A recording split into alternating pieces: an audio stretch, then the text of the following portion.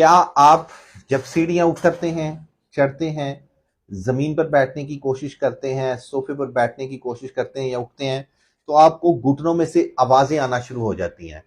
आप इन आवाजों से बहुत ज्यादा परेशान हैं। उसके लिए क्या करेंगे? हम आपको बताएंगे कि आपने क्या करना है। आपने मेरी बताई हुई इस वर्जिश पे अमल करना है।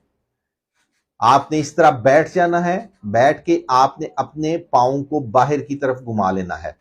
आपकी थाई फुली सपोर्टेड होगी। आपने अपनी थाई को यहां से सपोर्ट कर लेना है और अपनी टांग को ऊपर की तरफ लेकर आना है।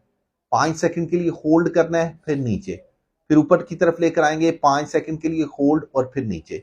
10 दफा इसको रिपीट करना है। फिर आपने अपने पाँव को अंदर की तरफ घुमा लेना है। अंदर की तरफ घुमाने के बाद फिर आपने टांग को ऊपर की तरफ लेकर जाना है, फिर नीचे की तरफ, फिर ऊपर की तरफ और फिर नीचे की तरफ। अगर आप ये वर्जिश दिन में 2 दफा सिर्फ 2 हफ्ते के लिए करते हैं तो आपके घुटनों की आवाजें बिल्कुल खत्म हो जाएंगी। आपकी जिंदगी सुकून में आ जाएगी। अपनी सेहत का ख्याल रखिएगा। शुक्रिया।